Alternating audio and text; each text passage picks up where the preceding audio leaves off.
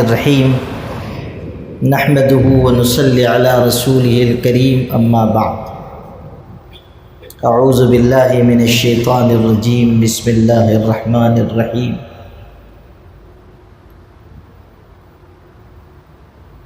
وَأَنفِقُوا مِمَّا رَزَقْنَاكُم مِّن قَبْلِ أَن يَأْتِيَ أَحَدَكُمُ الْمَوْتُ فَيَقُولَ رَبِّ لَوْلَا أَخَّرْتَنِي إِلَىٰ أَجَلٍ قَرِيبٍ فَأَصَّدَّقَ وَأَكُن مِّنَ الصَّالِحِينَ وَلَن يُؤَخِّرَ اللَّهُ نَفْسًا إِذَا جَاءَ أَجَلُهَا وَاللَّهُ خَبِيرٌ بِمَا تَعْمَلُونَ صدق اللہ العظیم۔ قابل احترام بھائیوں، بزرگوں، عزیز بچوں، آج کی یہ مجلس خصوصی مجلس ہے جس میں علاقے کے معزز حضرات کو جوڑا گیا ہے۔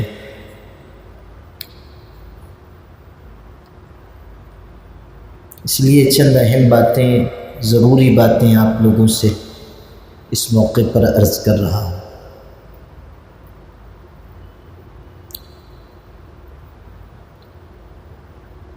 علامہ اقبال رحمۃ اللہ علیہ کے بارے میں ان کے ایک عقیدت مند نے، جو ان کی خدمت میں حاضر ہوا کرتے تھے، ایک کتاب لکھی ہے، اس کا نام خوں بہا ہے۔ لکھنے والے کا نام حکیم احمد شجاع آبادی ہے۔ یہ علامہ اقبال رحمۃ اللہ علیہ کے یہاں آتے جاتے تھے، اور آپ سب جانتے ہیں کہ علامہ اقبال علم، فضل و کمال کے کتنے اونچے مقام پر تھے۔ اور صرف یہ نہیں کہ علامہ اقبال بہت علم والے تھے، بلکہ ان کے بارے میں یہ بات بھی آپ کو معلوم ہونی چاہیے کہ وہ اللہ سے بہت ڈرنے والے انسان تھے۔ حضور اکرم صلی اللہ علیہ وسلم سے بہت گہری محبت رکھنے والے شخص تھے۔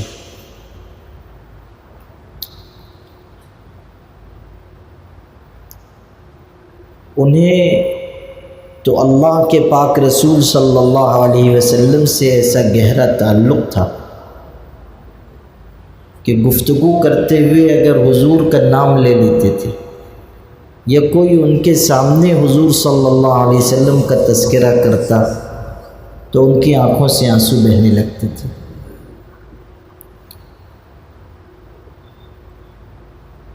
ایک مرتبہ بیٹھے ہوئے تھے، چند لوگ بھی تھے، ایک شخص دور دراز سے سفر کر کے آیا، وہ سرحد کے علاقے کا رہنے والا تھا۔ اس زمانے میں ملک تقسیم نہیں ہوا تھا، غیر منقسم ہندوستان تھا جس کی سرحدیں افغانستان تک تھی۔ تو وہ بالکل کنارے کے علاقے سے، سرحد کے علاقے سے سفر کر کے آیا، اور پوچھتا پوچھتا علامہ اقبال رحمۃ اللہ علیہ کے گھر پہنچا، ان سے ملاقات کی، پوچھا آپ کا نام محمد اقبال ہے؟ انہوں نے کہا ہاں۔ اس نے کہا کہ میں فلاں سرحد کے گاؤں کا رہنے والا ہوں اور میں آپ کو نہیں جانتا، زندگی میں یہ آپ سے پہلی دفعہ ملاقات ہو رہی ہے، اور کبھی میں نے آپ کا نام بھی نہیں سنا، لیکن اس سال میں حج کرنے کے لیے گیا تھا، اور حج سے فارغ ہو کر میں مدینہ طیبہ گیا، اور وہاں بہت دن میں نے گزارے۔ اس زمانے میں تو لوگ جاتے تھے تو مہینوں مہینوں ٹھہرتے تھے، ایسا بھی ہوتا تھا کہ گئے، اس سال حج کیا، اگلے سال پھر حج کر کے واپس آئے۔ تو وہ کہنے لگا کہ میں بہت دن تک مدینے میں ٹھہرا۔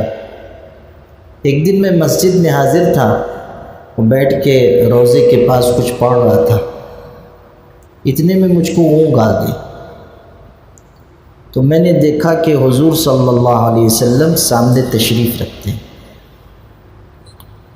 اور حضور نے مجھ سے یہ کہا کہ تم جب واپس جاؤ گے تو لاہور میں ایک شخص رہتا ہے، اس کا نام محمد اقبال ہے، تم جانا تو اپنے یہاں سے سفر کر کے اس کے یہاں جانا اور اس سے کہہ دینا کہ میں نے ان کو سلام کہا ہے، میرا سلام ان کو پہنچا دینا۔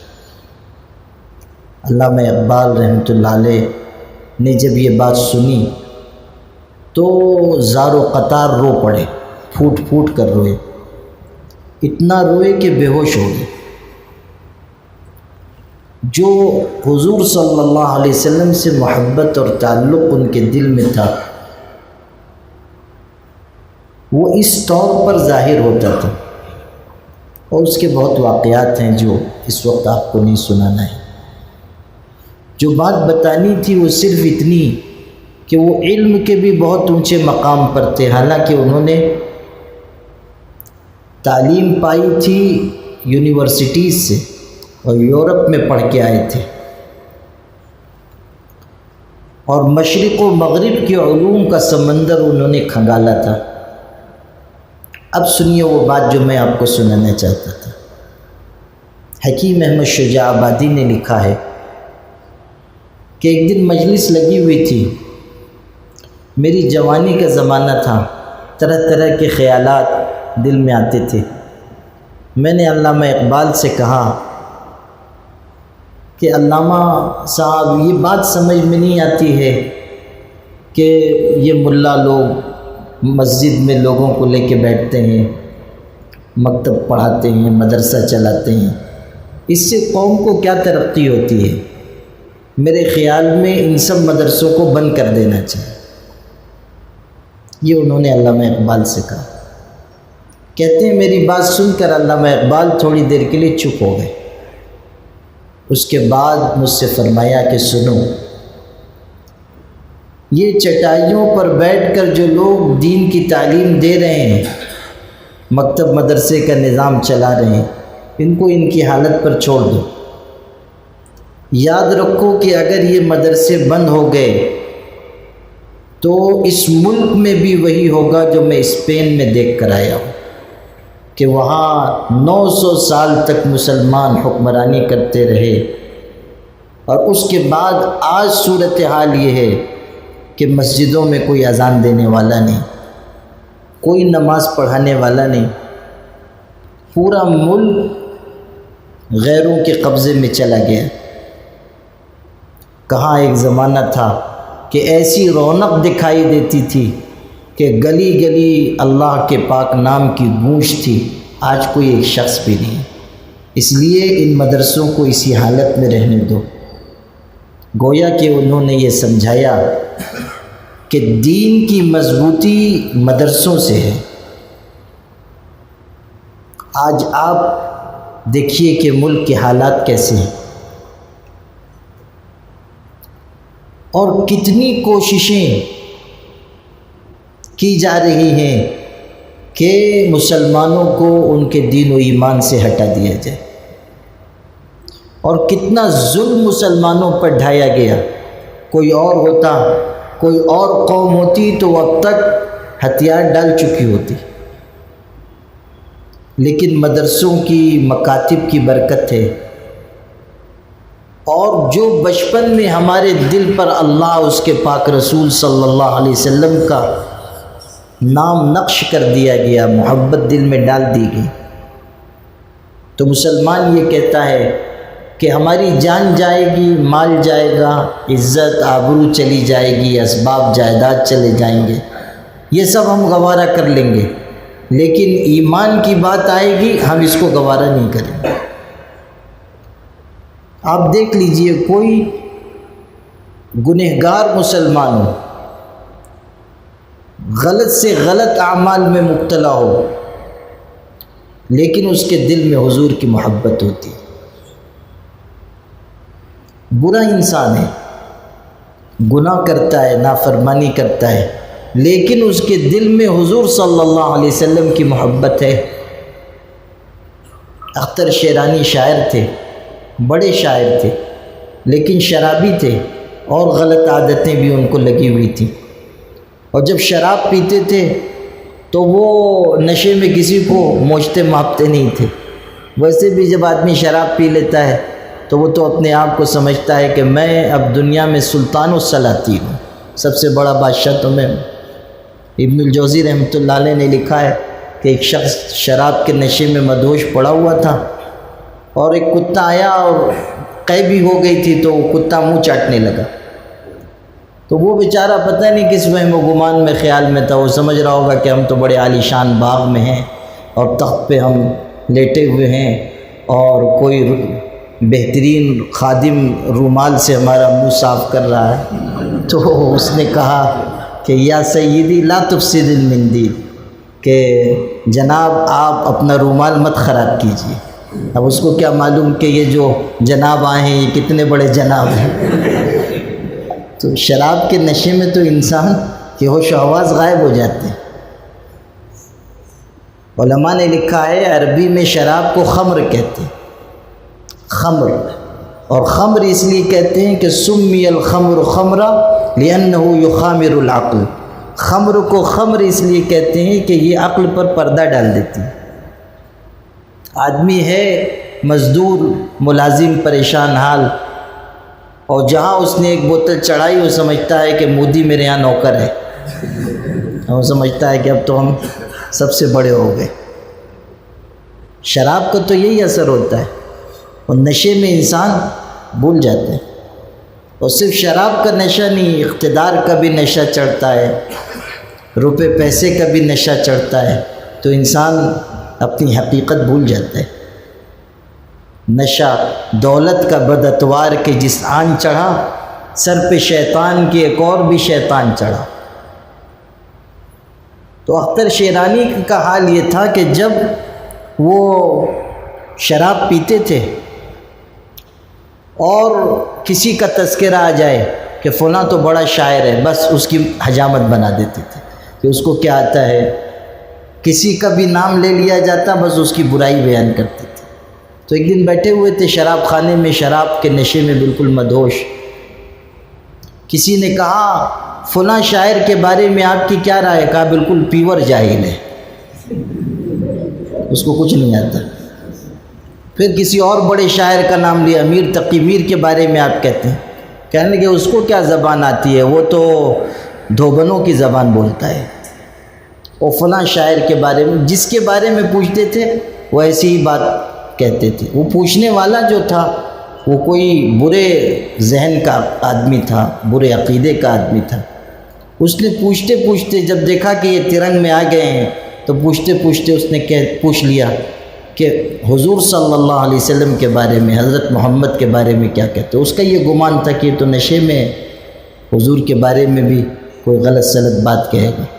بس جیسے ہی حضور کا نام آیا، حالانکہ اس قدر نشہ تھا، لیکن جیسے ہی حضور کا نام آیا، جو بوتل سامنے رکھی ہوئی تھی وہ اٹھا کر اختر شیرانی نے پوچھنے والے کے سر پہ مار دیا اور کہا کہ تم میرے سامنے اس پاک ہستی کا نام کہاں لیتے ہو؟ ان کے صدقے میں تو ہم جی رہے ہیں، ان کا نام لیتے ہو۔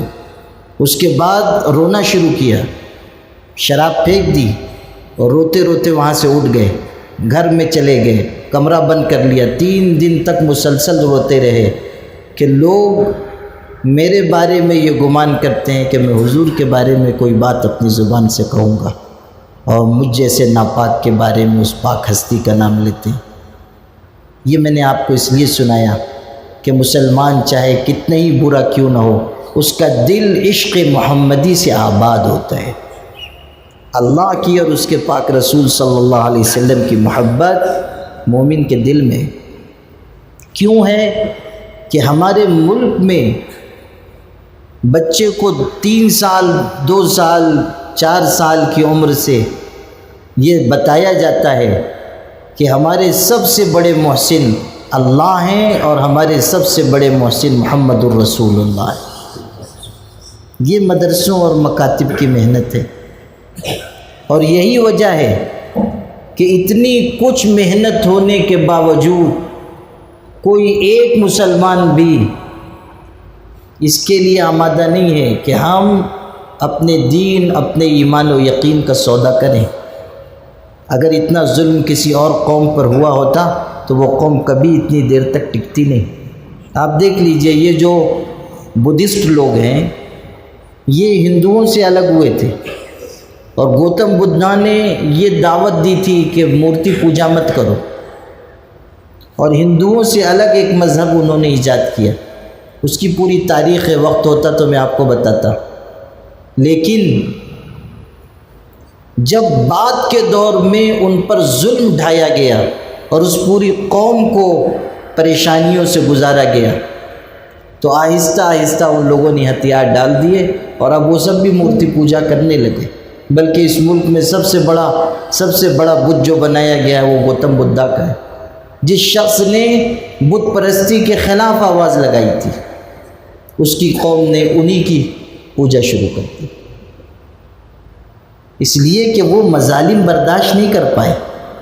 ہم ظلم سہتے ہیں اس لیے کہ ہمارا ایمان و یقین ہے کہ تکلیف برداشت کر لینا یہ آسان ہے، لیکن دین و ایمان کو چھوڑ دینا یہ دنیا اور آخرت کو تباہ کرنا ہے۔ مدارس کی محنت ہے، مکاتب میں پڑھنے کا یہ ثمرہ ہے کہ ہمارے دل میں اللہ، اس کے پاک رسول صلی اللہ علیہ وسلم کی محبت ہے، اور یہ محبت بہت بڑی چیز ہے۔ ہم گنہگار صحیح، لیکن یہ محبت ہمیں آگے بڑھانے والی ہے۔ حضور صلی اللہ علیہ وسلم کی خدمت میں ایک شخص آئے، انہوں نے آ کر کہا، اللہ کے رسول قیامت کب آئے گی؟ متی الساعہ، اللہ کے رسول قیامت کب آئے گی؟ حضور صلی اللہ علیہ وسلم نے فرمایا، ماذا اعددت لہا؟ قیامت کے علم تو اللہ کے علاوہ کسی کو نہیں ہے۔ حضور صلی اللہ علیہ وسلم کو بھی قیامت کا علم نہیں تھا۔ قرآن میں ہے کہ 5 چیزیں ایسی ہیں جو صرف اللہ جانتا ہے۔ ان اللہ عندہ علم الساعہ، قیامت کب آئے گی، بارش کب اترے گی، ماں کے پیٹ میں کیا ہے، انسان کل کیا کمائے گا، اور انسان کہاں مرے گا، اللہ کے علاوہ کوئی نہیں جانتا۔ ایک انسان زندگی بھر اپنے وطن میں رہتا ہے، لیکن موت کے وقت کوئی ایسی بات پیش آتی ہے کہ وطن چھوڑ کے کہیں اور جاتا ہے، اور وہاں روح قبض ہو جاتی ہے۔ حضرت سلیمان کے واقعات میں ہے کہ ملک الموت ایک مرتبہ ان کی خدمت میں آئے۔ اس زمانے میں فرشتے لوگوں کو نظر بھی آتے تھے، تو آئے تو ان کے درباریوں میں سے ایک شخص کو ملک الموت نے گھور کر دیکھا، ذرا گہری نظروں سے دیکھا۔ ظاہر ہے کہ ملک الموت کسی کو گور کے دیکھے تو اس کی تو حالت خراب ہو جائے گی، تو انہوں نے گور کے دیکھا اور چلے گئے۔ یہ گھبرا کے آیا حضرت سلیمان کے پاس، حضرت ملک الموت مجھ کو بہت کڑوی نظروں سے دیکھ رہے تھے، ان کا ارادہ کچھ ٹھیک نہیں معلوم ہوتا ہے، آپ ہوا کو حکم دیجئے کہ مجھ کو ہندوستان پہنچا دے۔ حضرت سلیمان کا تخت ہوا پر اڑتا تھا، اور اللہ نے ان کو ایسی بادشاہت دی تھی کہ دنیا کی مخلوقات کو اللہ نے ان کے لیے مسخر کر دیا تھا۔ صبح ان کا تخت ہوا پر رکھا جاتا تھا، اڑتے تھے، 1 مہینے کی مسافت دوپہر تک طے کر لیتے تھے، پھر تھوڑی دیر آرام کے لیے رکتے تھے، نماز پڑھتے تھے، کھانا کھاتے تھے، پھر دوبارہ جب اڑتے تھے تو 1 مہینے کا فاصلہ پھر شام تک طے کر لیتے تھے۔ اللہ نے ایسی قوت ان کو عطا کی تھی، اور جب اڑتے تھے تو جنوں کی اور انسانوں کی بہت بڑی جماعت ان کے ساتھ اڑتی تھی، اور پرندے اپنے پر ایک دوسرے سے ملا کر ان پر سایہ کر لیتے تھے تاکہ ان کو گرمی نہ لگے۔ دنیا میں کون بادشاہ ہوگا جس کو یہ شان و شوکت حاصل ہو؟ حضرت سلیمان کو اللہ نے یہ نعمت عطا کی تھی۔ تو حضرت سلیمان نے کہا کہ اچھا ٹھیک ہے، ہوا سے کہا اس کو لے جاؤ ہندوستان پہنچا دو۔ ہوا نے اس کو اڑایا اور ہندوستان لا کے اتار دیا۔ اب جب یہ اترے تو دیکھا سامنے ملک الموت کھڑے ہوئے، وہ پہلے سے استقبال میں، اور انہوں نے آگے بڑھ کے اس کی روح نکال لی، بیچارہ فوت ہو گیا۔ دوسرے دن حضرت سلیمان سے ملک الموت کی ملاقات ہوئی، اور حضرت سلیمان نے کہا بھائی کیا بات ہے؟ تم ہمارے آدمیوں کو بہت گھور گھور کے دیکھ رہے ہو. کل وہ ایک بندہ آیا تھا، اس نے کہا کہ تم اس کو گھور کر دیکھ رہے تھے. وہ پریشان ہو گیا. کہنے لگے کہ حضرت بات یہ تھی کہ اللہ نے مجھ سے یہ کہا کہ اس شخص کی آج تم کو روح نکالنی ہے، ہندوستان میں نکالنی ہے. اب جب میں آیا آپ کے دربار میں تو دیکھا وہ یہاں ٹہل رہا تھا، تو مجھ کو حیرت ہوئی کہ یہ وہی آدمی ہے یا دوسرا آدمی ہے. اس لیے میں ذرا غور سے اس کو دیکھ رہا تھا. اور جب میں نے غور سے دیکھا تو اس پہ گھبراہٹ طاری ہوئی. اس نے آپ سے کہا، آپ نے اس کو ہندوستان پہنچا دیا، میرا کام آسان ہو گیا.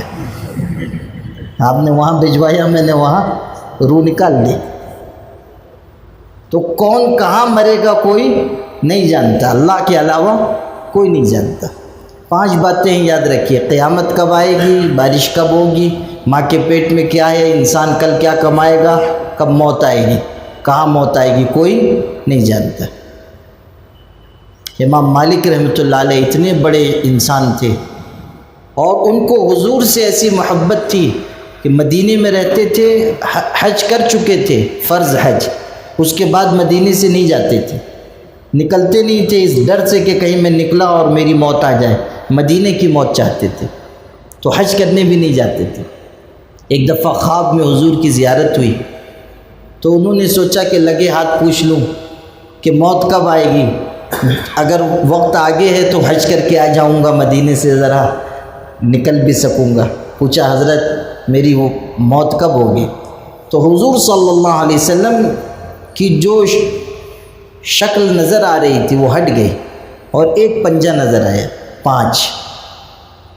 5 انگلیاں نظر آئیں، بس وہ خواب ختم ہو گیا، خواب مکمل ہو گیا.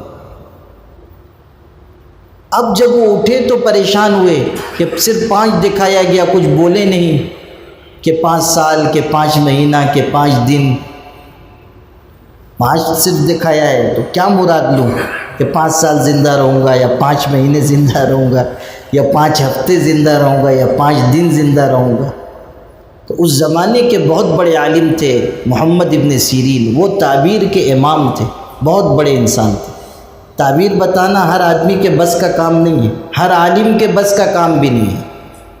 اسی لیے کہتے ہیں کہ تعبیر کسی بہت جانکار شخص سے پوچھنی چاہیے.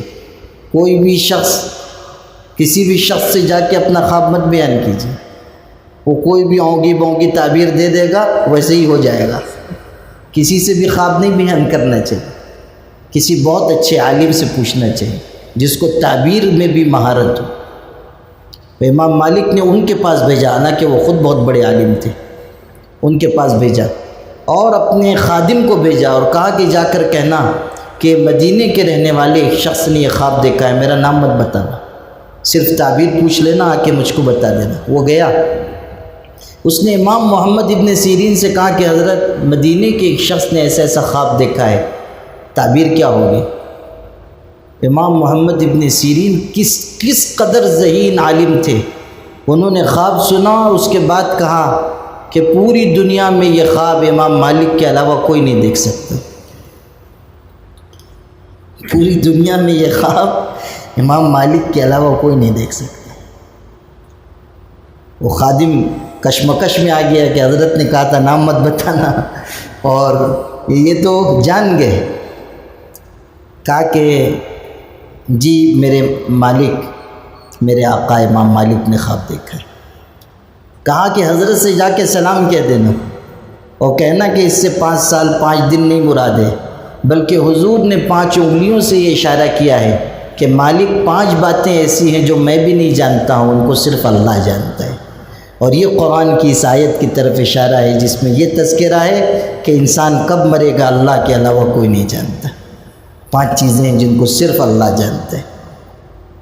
تو قیامت کا علم انسان کو نہیں ہے، کسی انسان کو نہیں ہے، اور حضور صلی اللہ علیہ وسلم کو بھی یہ علم نہیں دیا گیا. تو حضور سے جب پوچھا گیا قیامت کب آئے گی تو آپ نے فرمایا ما عددت لہا، کہ یہ کیا پوچھتے ہو قیامت کب آئے گی، یہ بتاؤ کہ تم نے قیامت کی تیاری کیا کر رکھی ہے، کچھ تم نے سرمایہ جمع کیا ہے، آپ نے عمل کی طرف رخ پھیرا. اب وہ شخص ایک بات کہتا ہے، وہ میں آپ کو سنانا چاہتا تھا. انہوں نے کہا اللہ کے رسول، میرے پاس کچھ زیادہ نماز روزہ نہیں ہے، کچھ زیادہ میرے پاس نیکیاں نہیں ہیں، مگر میں اللہ اس کے رسول سے محبت کرتا ہوں۔ میرے پاس کچھ زیادہ نماز روزے نہیں ہیں، مگر میں اللہ اس کے رسول سے محبت کرتا ہوں۔ تو حضور نے فرمایا خوش ہو جا، المرء مع من احب، انسان قیامت کے دن اس کے ساتھ ہوگا جس سے اس کو محبت ہو۔ اگر حضور صلی اللہ علیہ وسلم کی محبت ہمارے دل میں ہے تو یہ ہمارا سرمایہ ہے، اور حضور کا ارشاد ہے کہ جس سے محبت ہوگی اسی کے ساتھ انسان کا حشر ہوگا۔ المرء مع من احب۔ حضرت انس رضی اللہ تعالیٰ عنہ کہتے ہیں کہ ایمان لانے کے بعد سب سے زیادہ خوشی اگر ہمیں کسی بات سے ہوئی تو اسی بات سے ہوئی کہ انسان قیامت کے دن اس کے ساتھ ہوگا جس سے اس کو محبت ہے۔ حضرت ثوبان حضور کے آزاد کردہ غلام تھے، ایک دن آئے، حضور کو غور سے دیکھ رہے تھے۔ حضور نے فرمایا ثوبان کیا ہوا، تم مجھ کو بہت غور سے دیکھ رہے ہو؟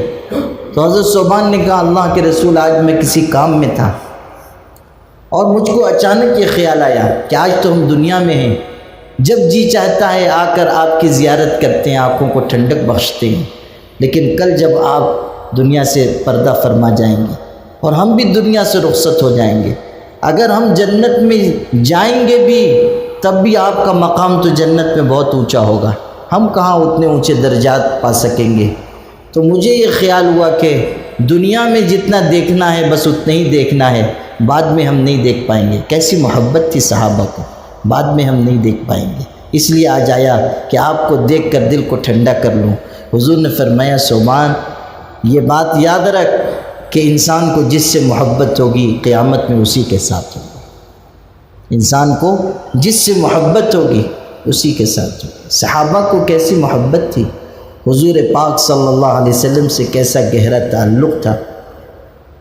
جب حضور کا وصال ہوا، محبت کی انتہا آپ کو بتاتا ہوں، اور باتوں کو جاننے دیجئے۔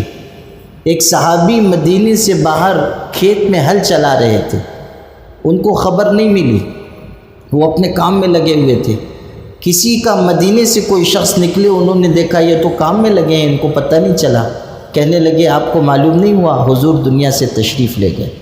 بس اتنا سننا تھا کہ چیخ مار کر وہ رونے لگے، ہل ہاتھ میں تھا وہ چھوٹ گیا، اور انہوں نے دعا کے لیے ہاتھ اٹھائے۔ محبت کیا چیز ہے، دعا کے لیے ہاتھ اٹھائے اور دعا مانگی کہ اے اللہ آج تک میری آنکھیں تھیں جن کے ذریعے آپ کے محبوب کو دیکھتا تھا، اور میرے کان میں سننے کی طاقت تھی کہ جس سے حضور کے مبارک ارشادات سنتا تھا۔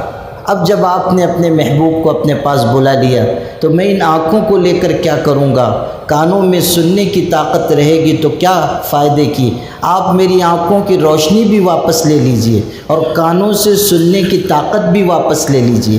اللہ نے ان کی دعا قبول کی اور نابینا ہو گئے، اور کانوں سے بھی سنائی نہیں دیتا تھا۔ اس کے بعد زندگی بھر ویسے ہی انہوں نے وقت گزارا اور دنیا کو بتایا کہ محبت کس کو کہتے ہیں۔ چھین لے مجھ سے نظر اے جلوہ اے خوشروئے دوست، اب میں کوئی محفل نہ دیکھوں تیری محفل کے بعد۔ چھین لے مجھ سے نظر اے جلوہ اے خوشروئے دوست، اب میں کوئی محفل نہ دیکھوں تیری محفل کے بعد۔ آپ سوچئے محبت کا کیسا معیار ہے۔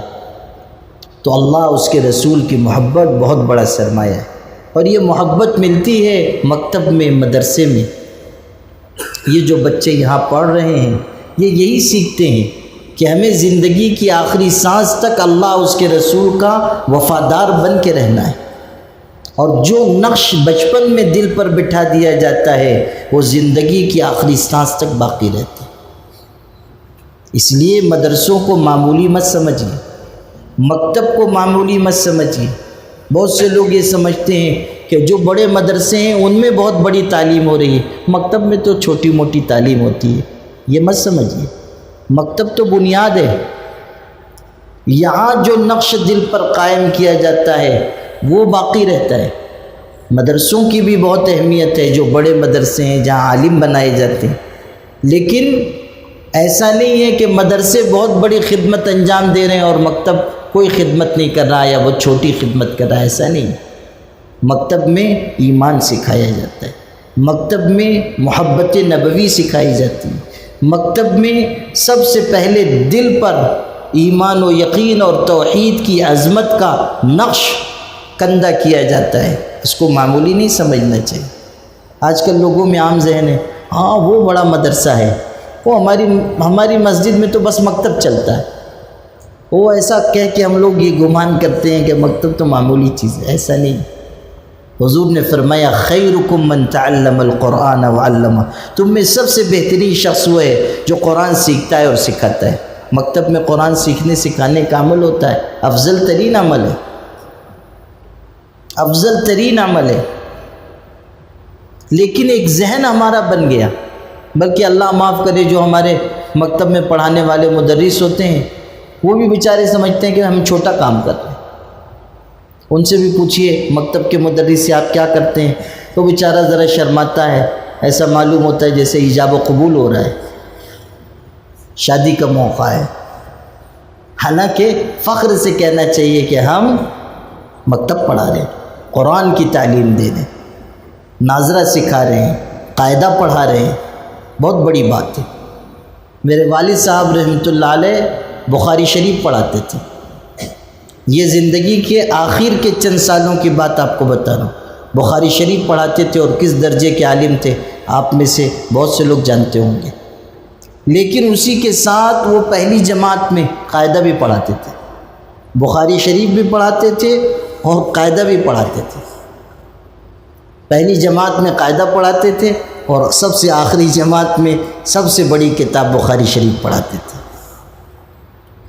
گویا کہ وہ اپنے عمل سے یہ درس دیتے تھے کہ قاعدہ پڑھانا کوئی معمولی بات نہیں، چھوٹی چیز نہیں ہے۔ اس پر بھی غور کر لیجیے۔ ایک بات آپ کو بتاتا ہوں، تعلیم کی ابتدا ہوتی ہے قاعدے سے، اس کے بعد انسان اگر دینی تعلیم کے راستے پر چلا اور آگے بڑھتا گیا بہت بڑا عالم بنا۔ ایک مثال آپ کو دیتا ہوں، امام بخاری رحمۃ اللہ علیہ کتنے بڑے عالم ہوئے۔ میرے والد صاحب رحمۃ اللہ علیہ کہتے تھے کہ اسلام کی تاریخ میں علم حدیث میں اتنا بڑا انسان نہیں پیدا ہوا جتنے بڑے امام بخاری تھے۔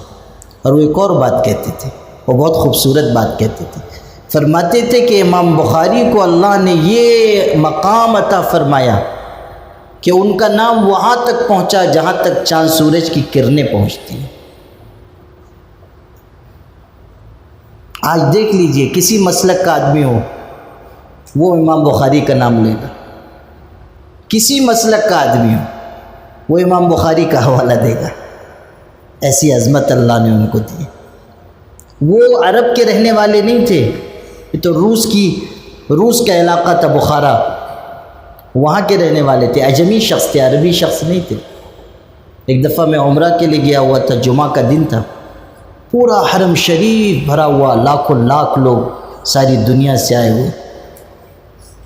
اور جب جمعہ کے دن خطبہ ہوتا ہے تو منبر خانہ کعبہ کے سائے میں بچھایا جاتا ہے۔ آپ لوگوں میں سے جو گئے ہوں اور جمعہ کا خطبہ جنہوں نے دیکھا ہو ان کو معلوم ہے کہ جمعہ کے دن منبر اس میں چاک لگے ہوئے ہیں، وہ منبر لایا جاتا ہے اور خانہ کعبہ کے سائے میں مقام ابراہیم کے پاس منبر رکھا جاتا ہے، اور اس پر امام صاحب کھڑے ہو کر خطبہ دیتے ہیں، لاکھوں لاکھ انسان سنتے ہیں۔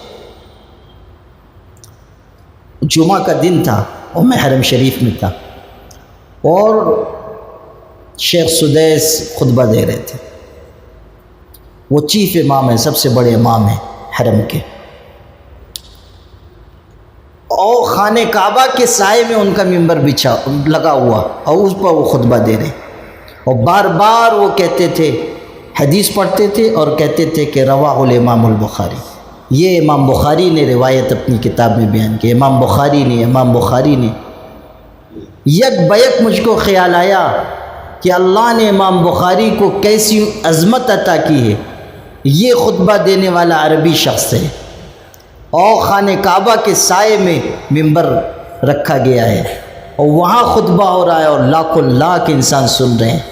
سننے والوں میں کتنے بڑے بڑے علماء، اولیاء، صلحاء، اتقیاء ہیں۔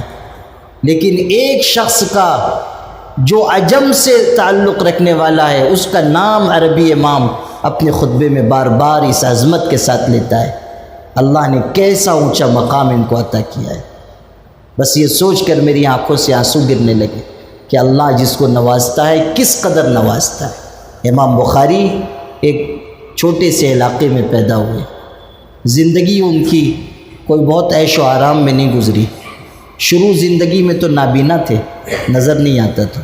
ان کی والدہ نے دعا مانگی، اس کے نتیجے میں بینائی آئی تھی۔ اس کے بعد محنت کرتے کرتے اس مقام تک پہنچے اور لوگوں نے ان کو بہت ستایا۔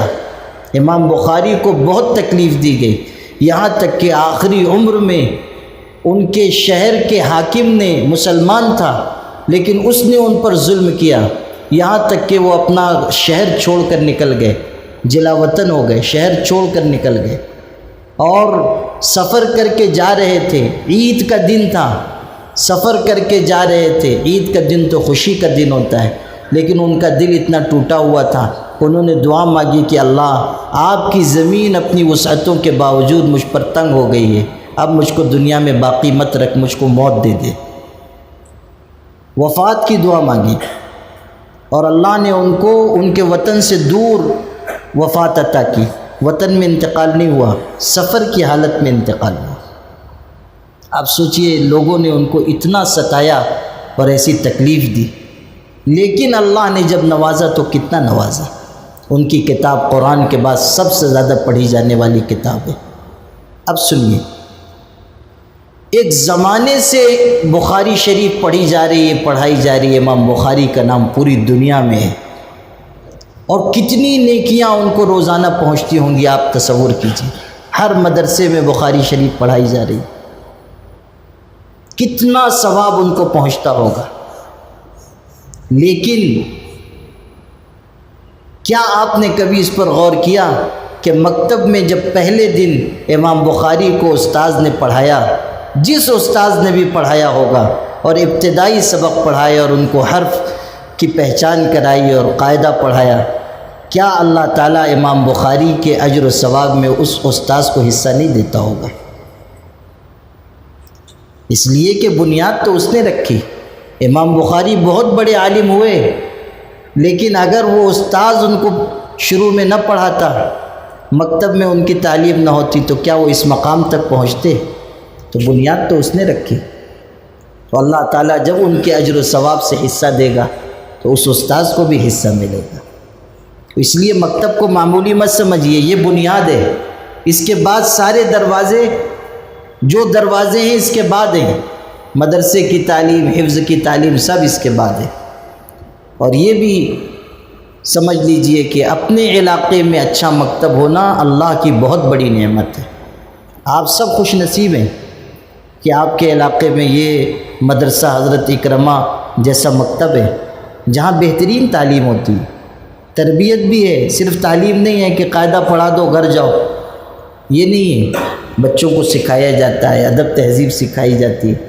اب دیکھ لیجئے بیچارے اتنی دیر سے بیٹھے ہوئے ہیں، ٹھکانے سے بیٹھے ہوئے ہیں۔ اگر ان کی تربیت نہ ہوئی ہوتی تو اتنی دیر تک تو یہاں مچھلی بازار بن جاتا۔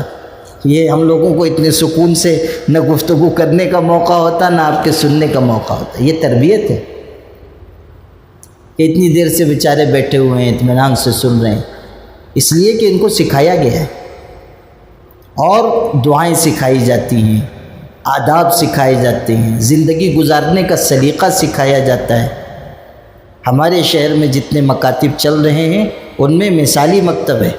حاجی صاحب آپ کی بھی خوش نصیبی ہے کہ اللہ تعالیٰ نے آپ کے ہاں ایک نظام جاری کیا، آپ کا بھی اس میں حصہ لگا ہوا ہے۔ آپ نہیں رہیں گے، کتنے سال جئیں گے، لیکن آپ دنیا سے جائیں گے، یہ نیکی آپ کے ساتھ رہے گی، اجر آپ کو پہنچتا رہے گا۔ جتنے لوگ ہیں، آپ سب جتنے لوگ اس میں شریک ہیں، جتنے لوگ اس میں مددگار ہیں، آپ سب کے لیے یہ اجر کا دروازہ ہے۔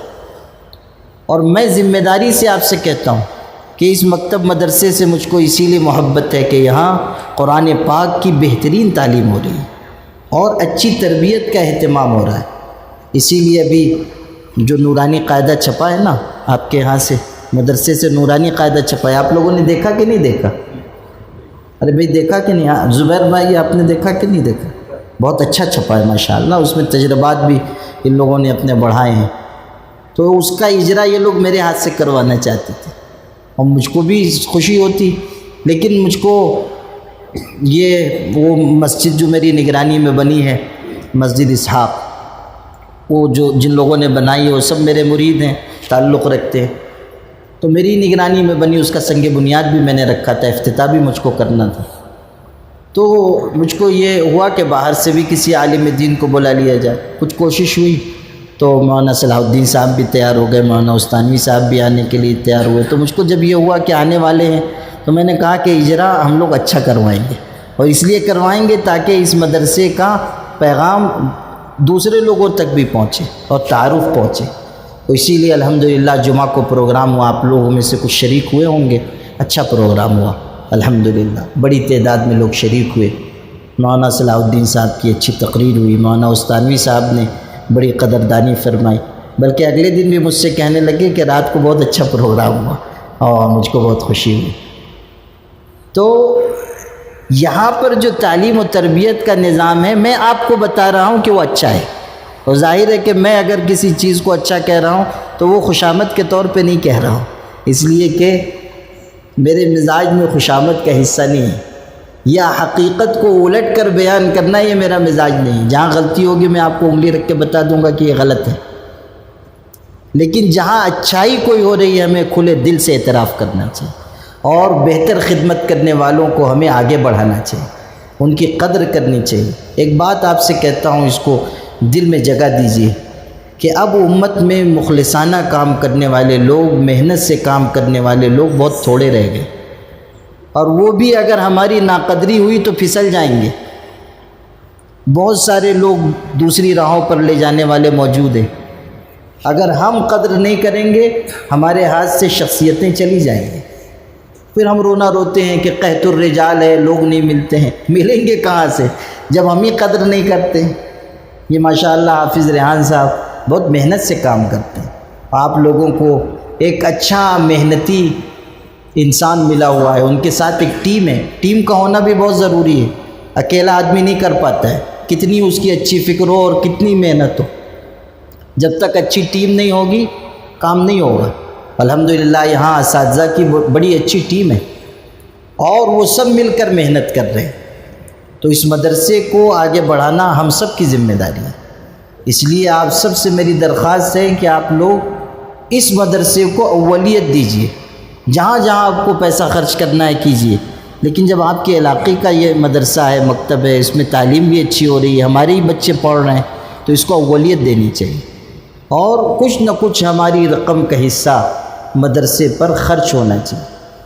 اس میں کنجوسی مت کیجیے، اور کنجوسی کوئی اچھی چیز ہے بھی نہیں، انسان روک روک کر رکھے گا تو اللہ بھی گن گن کر دے گا۔ حدیث پاک میں یہ بات ہے، حضرت اسماء سے حضور نے فرمایا اسماء روک روک کر مت رکھ ورنہ اللہ بھی گن گن کر دے گا۔ اور حدیث پاک میں یہ بات ہے کہ ہر صبح 2 فرشتے اللہ کے اترتے ہیں، ان میں سے ایک فرشتہ دعا دیتا ہے اللہم آت منفقا خلفا، اے اللہ خرچ کرنے والے کو بدل عطا فرما۔ لفظ یاد رکھنا، بدلہ نہیں کہہ رہا ہوں، لفظ کیا کہہ رہا ہوں میں؟ بدل، اور یہ ترجمہ ہے حدیث کے لفظ کا، خلفہ کا ترجمہ ہے بدل، بدلہ تو آخرت میں ملے گا، بدل کا مطلب ہے دنیا میں اللہ عوض عطا کرے گا، ایک راستے سے جا رہا ہے تو دوسرے راستے سے لوٹ آئے گا۔ حدیث میں صدقہ مال کو کم نہیں کرتا، خرچ کرو گے اللہ دوسرے راستے سے دے دے گا۔ خرچ کرنے میں انسان کو پیچھے نہیں ہٹنا چاہیے، بلکہ ضرورت کی جگہ آگے بڑھنا چاہیے کہ ہمارا مال پہلے لگے گا، دوسروں کا مال بعد میں لگے گا۔ یہ بھی مت دیکھیے کہ کم ہے یا زیادہ ہے، اس لیے کہ اللہ کس چیز کو قبول کر لے اخلاص کی وجہ سے کوئی نہیں کہہ سکتا۔ پرانے زمانے میں ایک بادشاہ تھا، اس نے ایک عالی شان مسجد بنانے کا ارادہ کیا، اعلان کیا کہ یہ مسجد میں اپنے پیسے سے بناؤں گا اور اس میں کسی کا ایک پیسہ بھی نہیں لگے گا۔ عالی شان مسجد تیار ہو گئی، بادشاہ نے اس پر اپنا نام لکھوایا، مسجد الملک فلاں، یعنی یہ فلاں بادشاہ کی مسجد ہے۔ ایک دن سویا تو اس نے خواب دیکھا کہ مسجد، وہی عالی شان مسجد بنی ہوئی نظر آ رہی ہے، اور جہاں بادشاہ کا نام لکھا ہوا تھا وہ مٹا دیا گیا، اور وہاں اسی محلے کی ایک غریب عورت کا نام لکھ دیا گیا۔ اس کو بہت حیرت ہوئی، اس نے سپاہیوں کو بھیجا، جاؤ دیکھ کے آؤ، صبح کہ جاؤ دیکھ کے آؤ میرا نام کسی نے مٹایا ہے۔ سپاہی گئے، کہا نہیں، آپ کا نام اپنی جگہ لکھا ہوا ہے۔ پھر اس دن سویا، یہی خواب نظر آیا۔ تیسرے دن سویا، پھر خواب نظر آیا۔ تو اب اس نے اس غریب عورت کو بلایا اور کہا کہ لگتا ہے تو نے میری ہدایت کے خلاف کچھ نہ کچھ مسجد میں لگایا ہے، اس لیے کہ میں ایسا خواب 3 راتوں سے دیکھ رہا ہوں۔ وہ بیچاری کانپنے لگی۔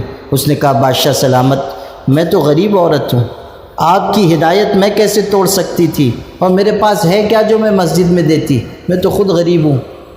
اس نے کہا نہیں، کوئی تو بات ہے، غور کر کے بتا۔ تو اس نے سوچا، اس کے بعد کہنے لگی کہ ایک بات یاد آتی ہے کہ جب مسجد بن رہی تھی تو ایک دن میں مسجد کے پاس سے گزری، میں نے دیکھا کہ جو جانور اینٹ اٹھانے، پتھر اٹھانے کا، اس زمانے میں گدھے پہ بوجھ لاد کے لاتے تھے، تو گدھا بندھا ہوا تھا بوجھ اٹھانے والا، اس کا چارہ پانی کچھ دور رکھا ہوا تھا، وہ بھوکا پیاسا تھا اور چارے کی طرف لپکتا، لیکن رسی اتنی بڑی نہیں تھی کہ جا سکتا۔ تو مجھ کو اس کی تکلیف دیکھی نہیں گئی کہ یہ اللہ کے گھر کے لیے محنت کرنے والا جانور ہے۔ میں نے چارہ پانی اس کے قریب لا کے رکھ دیا اور دل ہی دل میں کہا کہ اللہ میں غریب ہوں، میں تیرے گھر کے لیے کچھ نہیں دے سکتی، میرے اسی عمل کو قبول فرما لے۔ بادشاہ نے کہا کہ اللہ کی بندی، تو نے اخلاص سے چھوٹا سا ایک کام کیا تھا، لیکن اللہ نے اس کو قبول فرما لیا، اور میں نے اتنی عالی شان مسجد بنائی تھی، میرے دل میں ریاکاری تھی کہ لوگ کہیں گے کہ بادشاہ کی مسجد ہے، عالی شان مسجد ہے، اور میری مسجد کو بادشاہ کی مسجد کہا جائے گا۔ اللہ نے میرے عمل کو مسترد کر دیا، تیرے عمل کو اللہ نے قبول کر لیا۔ تو کم ہو یا زیادہ اچھی نیت سے ہم دیں گے، اللہ قبول کرے گا، اور یہی ہماری آخرت کا سرمایہ ہے۔ کچھ بھی اللہ کے راہ میں دینا بہت بڑی چیز ہے۔ ایک شخص تھا، انتقال ہو گیا، اس کو کسی نے خواب میں دیکھا کہ سارے لوگ خوش و خرم ہیں مگر وہ بہت رنجیدہ ہے، مغموم ہے۔ اس شخص نے پوچھا کیا بات ہے، سب تو خوش ہیں، آپ بہت رنجیدہ ہیں۔ تو اس نے کہا کہ سب لوگوں کو ان کے گھر والے کچھ نہ کچھ ایصال ثواب کرتے ہیں، مجھ کو کوئی کچھ نہیں بھیجتا، میری ایک ہی بیٹی ہے اور وہ مجھ کو یاد نہیں کرتی، اگر تم سے ہو سکے تو اس سے جا کر کہنا کہ میرے لیے کچھ ایصال ثواب کر دے۔ یہ شخص نیند سے اٹھا، ڈھونڈتا ڈھونڈتا گیا اس کے گھر، پوچھا کہ وہ پڑوسیوں سے گھر بند تھا، یہ کہاں ہے؟ تو لوگوں نے کہا اس سے کہاں ملنے آئے، وہ تو بہت ہی بری عورت ہے اور وہ غلط راستے پر چلی گئی ہے، عیاش اور بدکار عورت ہے، تم کہاں اس سے ملنے آئے ہو، نیک انسان؟ اس نے کہا نہیں، مجھ کو ملنا ہے۔ لوگوں نے کہا کہ جاؤ، وہ سمندر کے کنارے گئی ہوئی ہے، وہیں چلے جاؤ۔ یہ گیا، اس نے دیکھا کہ چند مردوں کے ساتھ وہ نہا رہی ہے اور برائیوں میں پھنس چکی ہے۔ اس نے کنارے سے کھڑے ہو کر کہا کہ دیکھو میں نے ایسا خواب دیکھا ہے، تمہارے والد نے کہا ہے تم ان کے لیے کچھ ایصال ثواب کیا کرو اور ان کو کچھ نیکی بھیجا کرو۔ تو اس نے اس کا مذاق اڑایا اور چلو بھر پانی میں تو تھی، اس نے پانی اٹھا کے اس کی طرف پھینکا اور کہا کہ بس یہ لے کے چلا جا، یعنی مذاق کے طور پہ کہا کہ یہ لے کے چلا جا، پانی پھینک دیا۔ یہ بیچارہ روتا ہوا مایوس واپس لوٹ گیا کہ یہ تو پوری طرح گمراہ ہو چکی ہے، واپس ہو گیا۔ اگلی رات خواب دیکھا، پھر وہی منظر نظر آیا اور وہ آدمی، اس کا باپ بڑا خوش و خرم تھا، وہ بڑی راحت میں ملاقات ہوئی۔ کہا کیا بات ہے؟ کہا کہ میں تمہارا بہت شکر گزار ہوں، تمہاری وجہ سے مجھ کو بڑی راحت نصیب ہوئی۔ کہا کیسے؟ میرے ساتھ تو یہ واقعہ ہوا، میں نے تمہاری بیٹی کو تمہارا پیغام دیا تو اس نے ایسا کہا۔ تو اس شخص نے کہا کہ جب میری بیٹی نے وہ پانی تمہاری طرف اچھالا تو سمندر کے کنارے کوئی پیاسا جانور تھا زمین پر پڑا ہوا، اس کے منہ میں وہ پانی چلا گیا اور اس کی ضرورت پوری ہو گئی۔ اللہ نے اسی کی برکت سے مجھ کو معاف فرما دیا، اللہ نے اس کی وجہ سے مجھ کو بخش دیا۔ یہ چیز سمجھنے کی ہے کہ اللہ کب کس عمل کو قبول کر لے اور ہمارے لیے آخرت کا سرمایہ یہی کچھ ہے جو ہم دے دیں گے۔ اس لیے آپ سب سے میری درخواست ہے کہ آپ لوگ اس مدرسے کے لیے تعاون کا کوئی نظام بنائیے، ہفتہ وار ماہانہ کچھ نہ کچھ رقم ہر شخص دے، جتنے بھائی یہاں جمع ہیں، جتنے ہمارے بزرگ ہیں، سب کوئی نہ کوئی رقم کم ہو یا زیادہ اس مدرسے کے لیے ماہانہ ہفتہ وار شروع کر دیں۔ اس سے انشاءاللہ تھوڑے تھوڑے سے ایک نظام چل پڑے گا۔ لاک ڈاؤن کے بعد سے حالات اچھے نہیں ہیں، مدرسوں میں مکاتب میں بھی بہت تنگی ہے، آپ سب جانتے ہیں۔ تو اس لیے آج آپ حضرات کو یہاں بلایا گیا، مدرسے کی کچھ کارگزاری بھی سنائی گئی، میں نے بھی کچھ عرض کیا۔ اب آپ سب سے میری یہ گزارش ہے کہ آپ لوگ اس طرح کا کوئی نظام بنائیے، اپنے ارادے بتا دیجئے، آپ لوگ کیا خرچ کرنے کا ارادہ کرتے ہیں، ہفتہ وار ہو ماہانہ ہو، کوئی سالانہ دینا چاہے سالانہ دے دیجئے، تاکہ مدرسے کا نظام اور اچھی طرح چلے، اور اچھے مدرس رکھے جائیں، اور اچھا نظام بنایا جائے۔ مالی معاملات جب مستحکم ہوتے ہیں تو کام کرنے والوں کو بھی گنجائش ہوتی ہے، وہ بھی تھوڑا حوصلے سے کام کرتے ہیں۔ جب گنجائش کم ہوگی، اچھے اساتذہ نہیں فراہم ہوں گے، یا بہت سارے بچوں پر ایک استاد ہوگا، اب 50 بچے پڑھ رہے ہیں، ایک استاد پڑھا رہا ہے، وہ بات نہیں ہوگی۔ 20 بچوں کی کلاس ہو، ایک ایک استاد ہو۔ ہم لوگ دنیا بھر کا پیسہ یہاں وہاں خرچ کر دیتے ہیں، شوق پر خرچ ہو جاتا ہے، کبھی بیماریوں میں چلا جاتا ہے۔ یہاں اللہ کے دین کے لیے خرچ کریں گے، اللہ بہت سی مصیبتوں سے محفوظ رکھے گا اور بہت سی کشادگی اللہ عطا کرے گا۔ الحمدللہ بغیر جلال وجہک وعظیم سلطان، سبحان اللہ وبحمدہ عدد خلقہ ورضا نفسہ وزنۃ عرشہ ومداد کلماتہ۔ اللہم لا مانع لما اعطیت ولا معطی لما منعت ولا ينفع ذا الجد منک الجد۔